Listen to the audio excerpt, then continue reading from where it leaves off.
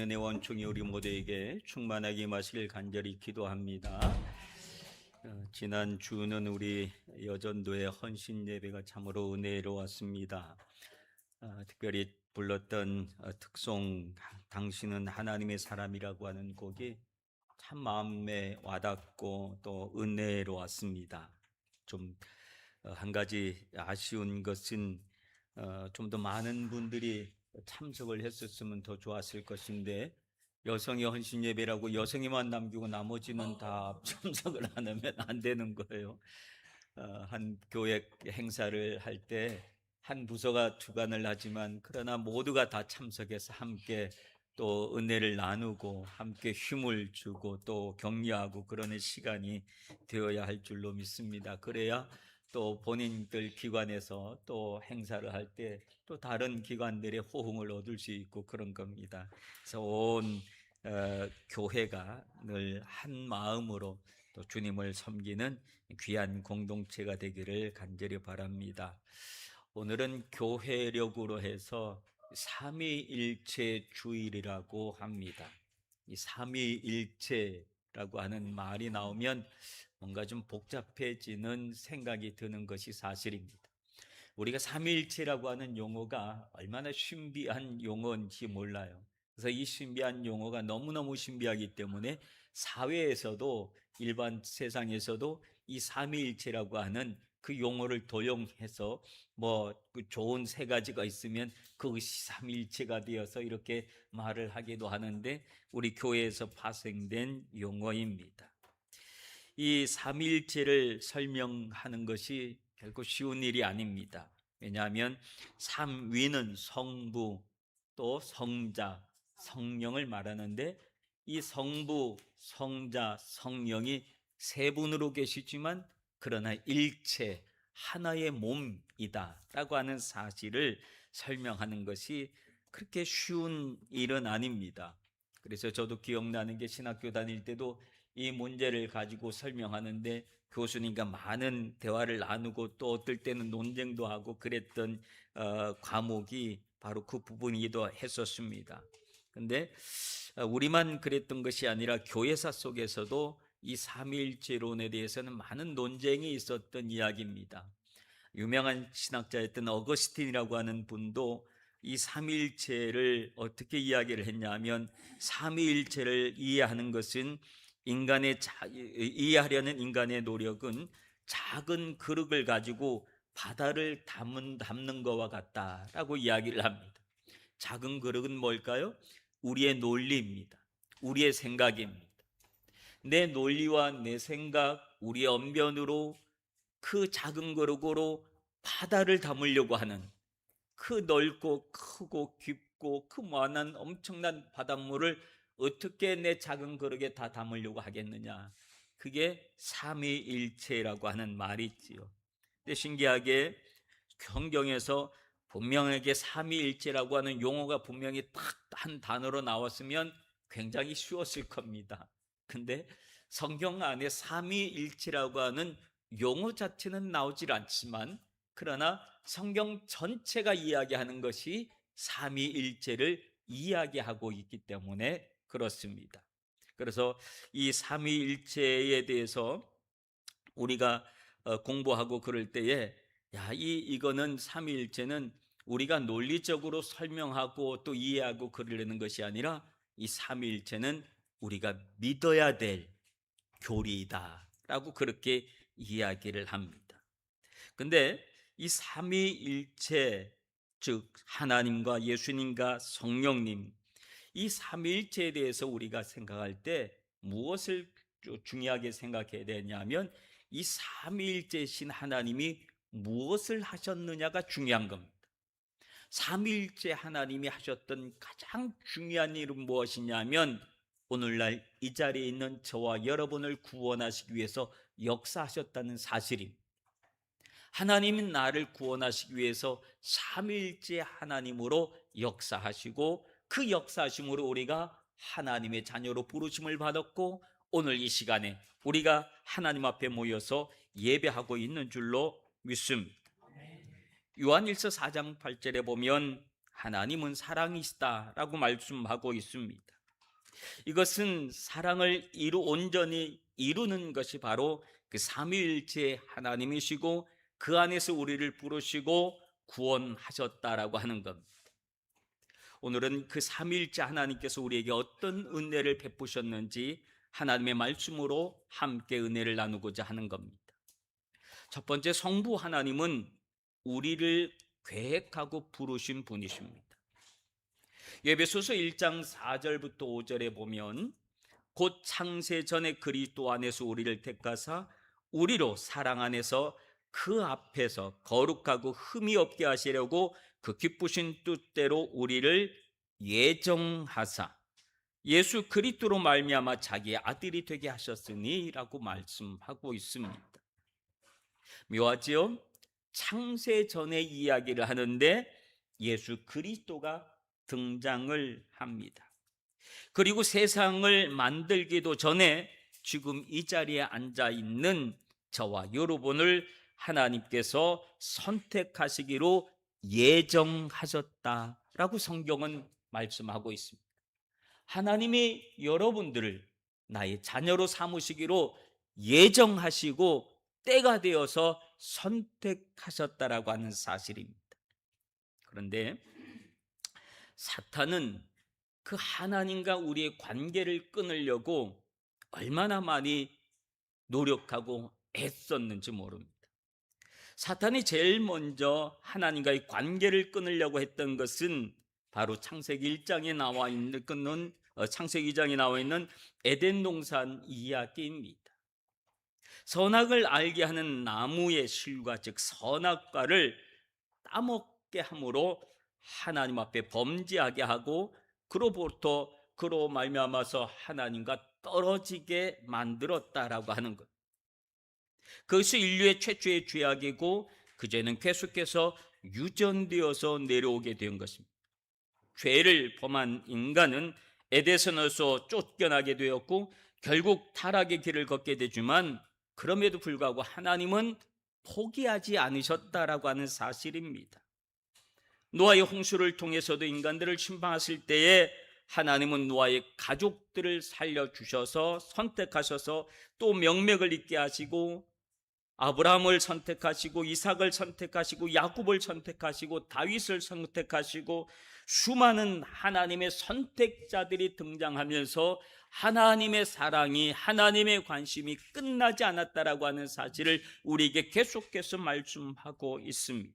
비록 하나님을 떠난 죄인들이지만 하나님은 끝까지 우리를 포기하지 않으셨다라고 하는 사실입니다.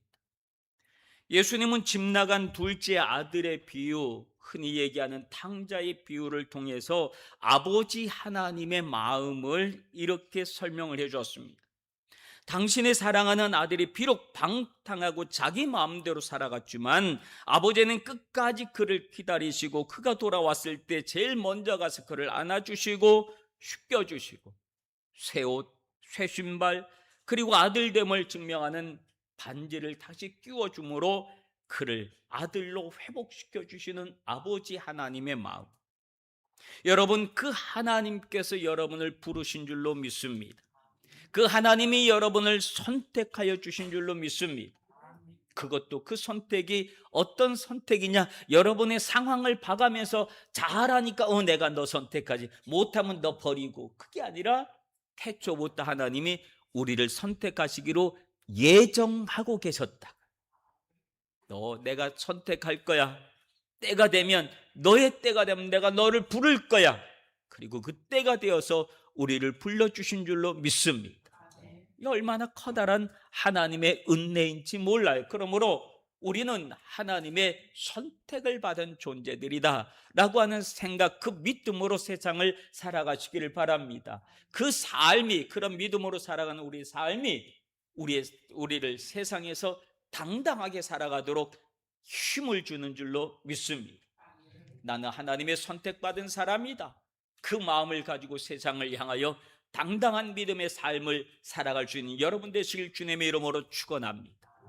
그리고 두 번째, 성자 예수님은 우리를 위해서 오셨습니다. 요한복음 3장 16절에 하나님이 세상을 이처럼 사랑하사 독생자를 주셨으니 이는 그를 믿는 자마다 멸망치 않고 영생을 얻게 하려 하심이라. 성부 하나님은 말로만 우리를 사랑한다 하신 것이 아니라 그 아들 독생자 예수 그리스도를 우리를 위해서 보내주셨습니다. 예수님은 이 땅에 오셔서 우리를 하나님이 얼마나 사랑하시는지를 구체적인 모습으로 우리에게 보여주셨습니다. 수많은 병자를 고치시고 외로움에 지친 자들을 가까이 하시고 죄인들의 친구가 되어 주셨고 가난한 자에게 복음을 전하셨고 포로된 자에게 자유를 주셨고 눈먼 자를 보게 하셨고 눌린 자를 자유케 하시는 그 모습으로, 구체적인 모습으로 여러분의 삶에, 우리의 삶에 예수님은 들어오셨다는 사실입니다. 이 얼마나 엄청난. 그래서 예수님은 우리를 너무나 잘 알고 이해하고 계시는 걸, 왜? 예수님은 완벽한 인간의 몸으로 오셨기 때문에 인간된 우리가 느낄 수 있는 수많은 희노애락을 예수님은 함께 느끼시고 체험하시고 아시고 겪으시고 어떨 땐 때로 웃기도 하고 울기도 하셨던 그 예수님이신 줄로 믿습니다. 그래서 우리가 힘들어할 때는 용기를 주시고, 지쳐 앉아있을 때는 새 힘을 주시고, 아파하면 치료해 주시고, 우리를 손잡아 주시고 밀어주시고 끌어주시면서 우리 삶 속에 함께 하시는 예수님이십니다. 그리고 마침내는 우리의 가장 무거운 죄악의 짐을 십자가에서 대신 해결해 주셔서 우리를 죄 없다 하시면서 그리스도 안에서 의인되게 하신 분이 바로 우리 예수 그리스도이신 줄로 믿습니다. 그 예수님이 지금 우리와 나와 함께하고 있다는 사실입니다. 자녀 셋을 잘 키운 어떤 어머니가 있습니다. 그 어머니를 위로하면서 그 목사님이 그 집에 신방을 해서 어머니에게 물어봤다고 합니다. 자녀가 셋이 있는데 셋 중에 누구를 제일 사랑했습니까? 라고 물어본 거예요. 세 자녀를 놓고. 그랬더니 그 어머니가 이렇게 이야기를 해요. 막내가 병들었을 때입니다. 그때는 내가 막내를 제일 사랑했습니다. 둘째가 집을 떠나서 방황할 때, 그때는 내가 둘째를 참 많이 사랑했습니다. 첫째가 또 학교 성적과 이성 문제로 괴로워할 때, 그땐 내가 첫째를 제일 많이 사랑했습니다. 이렇게 대답을 했다라고 합니다. 여러분, 부모의 마음은 그런 거지. 자식들이 아플 때 제일 사랑하는 거. 잘 살고 그럴 때는 막 속상하고 그러면 막 소리도 지르고 야단도 치고 그렇지만, 그러나 자식이 아프면 그때 부모는 가장 간절한 마음으로 그에게 엄마의 사랑을, 부모의 사랑을 전해주는 겁니다. 하나님의 마음이 그랬다라고 하는 거예요. 우리 하나님께서 우리를 구원하시기 위해서 그렇게 수많은 선지자들을 보내주시고 예언자들을 보내주시고 우리를 돌아오라고 그렇게 했음에도 불구하고 우리는 여전히 주님의 손을 뿌리치고 세상 속에 살아갈 때, 그래서 주님은 우리를 사랑하는 가장 사랑하는 방법으로 당신의 아들 독생자를 우리에게 보내주신 줄로 믿습니다. 그게 하나님의 사랑의 방법이었다고 하는 거예요. 예수님을 만난 사람들은 전부 다 아플 때 만납니다. 힘들 때 만납니다. 외로울 때 만납니다. 괴로울 때 만납니다. 벼랑 끝에 섰을 때 만납니다. 왜? 그때 하나님의 사랑을 가장 많이 느낄 수 있었기 때문에, 예수 그리스도께서 그때 우리에게 구체적인 모습으로 다가오셨기 때문에 그런 줄로 믿습니다. 우리 예수님은 그렇게 우리의 삶 속에서 깊이 들어오셔서 우리를 사랑하신 분이 바로 우리 예수 그리스도이십니다. 그리고 세 번째, 성령 하나님은 오늘도 우리와 함께 하고 계십니다. 성령님은 오늘도 우리 안에 우리와 함께 계시면서 그 하나님에 대해서, 그 예수님에 대해서 증거하면서 그분이 오늘 당신과 함께하고 있음을, 너와 함께하고 있음을 느끼게 하고 깨닫게 하고 체험케 하시는 분이 바로 성령 하나님이십니다. 예수님은 승천하시면서 요한복음 14장 16절 17절에 이렇게 약속을 해주셨습니다. 내가 아버지께 구하겠으니 그가 또 다른 보혜사를 너희에게 주사 영원토록 너희와 함께 있으리니 그는 진리의 영이라.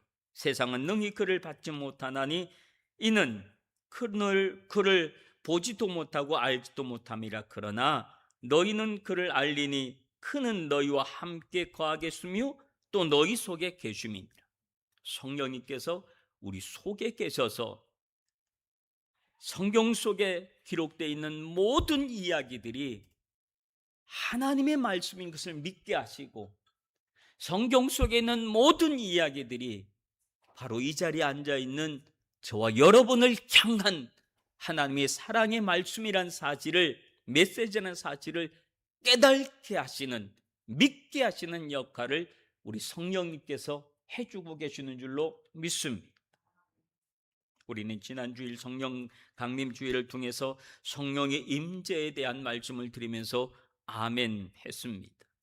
그 성령님께서 우리 안에 계셔서 우리를 예정하고 선택하신 그 하나님의 약속을 믿게 하시고, 예수 그리스도께서 우리를 사랑하시고 십자가에서 우리 모든 죄악을 대신 지고 돌아가신 것을, 그리고 그 3일 만에 부활하셔서 우리의 모든 죄를 우리가 그분을 믿기만 하면 용서하시고 또 구원하여 주신다는 사실을 믿게 해주시는 분이십니다. 2000년 전에 있었던 그 역사적 사실을 오늘의 나의 이야기로 믿게 해주시는 분이 바로 성령님의 역사하십니다.